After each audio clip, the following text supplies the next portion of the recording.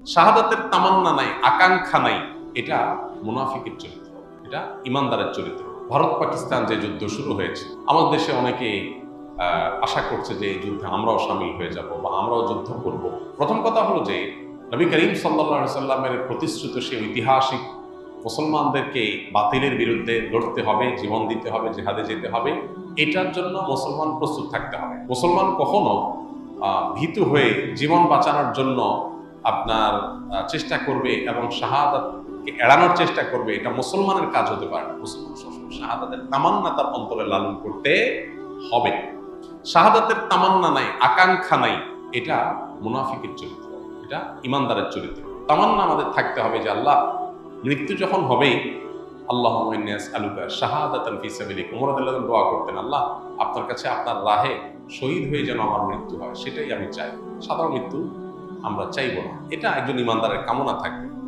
কিন্তু সাধারণ পরিস্থিতিতে আমরা যুদ্ধ আল্লাহর কাছ থেকে চেয়ে নিব না। শাহাদাত চাওয়া আর যুদ্ধ চাওয়া এক জিনিস না। দেখেন ওমর রাদিয়াল্লাহু আনহু শহীদ হয়েছেন একজন অগ্নি পূজকের খঞ্জরের আঘাতে নামাজরত অবস্থায় তিনি মারা গেছেন, এবং শাহাদাতের মর্যাদা আল্লাহ তাকে দিবেন ইনশাআল্লাহ। অথচ তিনি কিন্তু কোনো লড়াইয়ে মারা যান নাই, এবং তিনি দোয়া করতেন, আল্লাহুম্মা ইন্নী আসআলুকা শাহাদাতান ফি সাবিলিক ওয়াল মাউতা ফি বিলাদি হাবিবিক, আল্লাহ আপনার রাহে শাহাদাতও চাই, আবার আপনার রাসূলের শহরে মৃত্যুও চাই। কেউ কেউ মনে করতে এটা সাংঘর্ষিক দোয়া। শাহাদাত তামান্না করলে তো জিহাদের ময়দানে যেতে হবে, কিন্তু মদিনায় তো জিহাদ চলে না, জিহাদ তো বাইরে চলে। আবার চাচ্ছেন মদিনায় মরতে, দুইটা কিভাবে হয়? আল্লাহ তাআলা দুইটাই দিয়েছেন, শাহাদাতের মর্যাদাও দিয়েছেন, আবার মদিনাতে মৃত্যুও দিয়েছেন। এই জন্য ইমানদার আল্লাহর কাছে দোয়া করার আছে, দোয়া করবে। তামান্না লালন করতে হবে, স্বপ্ন লালন করতে হবে, চেতনা ধারণ করতে হবে, নাহলে ইমানদার হতে পারবে। সবই ঠিক আছে, কিন্তু সুস্থ স্বাভাবিক অবস্থায় যদি কেউ আল্লাহর কাছে যুদ্ধ চেয়ে নেয়, সেটা কিন্তু কাম্য না।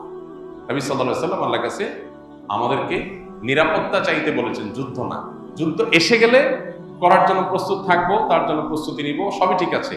আলোচনা জারি রাখবো যাতে করে চেতনা শানিত থাকে, কিন্তু যেচে যুদ্ধ নিব না। আমরা আল্লাহর কাছে আমন, আফিয়া এবং সালামা এটা প্রত্যাশা করি, এবং সেই সাথে প্রতিটা এই জাতীয় বড় ঘটনা আমাদেরকে অনেক কিছু শেখায়। সেখান থেকে আমরা শিক্ষা গ্রহণ করব, আমরা সেখান থেকে বিভিন্ন ইবরত, বিভিন্ন শিক্ষা এটা গ্রহণ করে আমাদের জীবনকে আলোকিত করব, সমৃদ্ধ করব, ঈমানকে বাড়াবার চেষ্টা করব, এবং সেই সাথে মুসলমান হিসেবে অবশ্যই ইসলাম মুসলমানদের কল্যাণ, বিজয় এগুলো কামনা করব। সূরা রূম আমরা পড়ার চেষ্টা করতে পারি, যাদের সুযোগ আছে সূরা রূমের শুরুর আয়াতের তাফসীরটা পড়ে দেখতে পারি। সেখানে আল্লাহ রাব্বুল আলামিন নবী সাল্লাল্লাহু আলাইহি ওয়াসাল্লামের সময়কার সাহাবীদের মক্কায় থাকাকালীন সময় তারা যখন রোমানদের সাথে পারস্যের লোকদের যখন যুদ্ধ হয়েছে, তখন রোমানরা আহলে কিতাব হওয়াতে তাদের বিজয় কামনা করছেন মুসলমানরা, আর মক্কার মুশরিকরা ওই যে রোমান মুশরিকদের, পারস্যের মুশরিকদের তারা বিজয় কামনা করেছে। তো এই যে মুসলমানরা নিজের মুসলিম ভাইও না, তারপরেও শুধুমাত্র আহলে কিতাব হওয়ার কারণে মুশরিকদের চাইতে কাছাকাছি আদর্শিকভাবে অবস্থান, সেই কারণে সমর্থন করার বিষয়টা সাহাবীদের মধ্যে দেখা গেছে, এবং আল্লাহ তাআলা সেটাকে অ্যাপ্রিসিয়েট করেছেন। এখান থেকে বোঝা গেছে যে কোনো যুদ্ধ বিগ্রহ, যে কোনো ঘটনায় দিন শেষে মুসলমান এবং ইসলামের কল্যাণকামী হবে, বিজয় প্রত্যাশী হবে, তার জন্য দোয়া করবে, তার জন্য সচেষ্ট থাকবে। সেটা তো অবশ্যই ঈমানের দাবি, সেটা আমাদের করতে হবে। আল্লাহ আমাদেরকে, আমাদের প্রিয় স্বদেশকে নিরাপদ রাখুন, গোটা বিশ্বকে আল্লাহ নিরাপদ রাখুন। সকল প্রকার জুলুমের আল্লাহ তাআলা অবসান ঘটিয়ে দিন। মুসলমানদের উপরে যে সমস্ত জুলুম চলছে সারা বিশ্বব্যাপী, কোনো কিছু না করে মুসলমানরা দোষী প্রমাণ হওয়ার আগে মুসলমানদের দেশের উপর আক্রমণ, এই জিনিসগুলো থেকে আল্লাহ তাআলা আমাদের মুসলমানদেরকে হেফাজত করুন।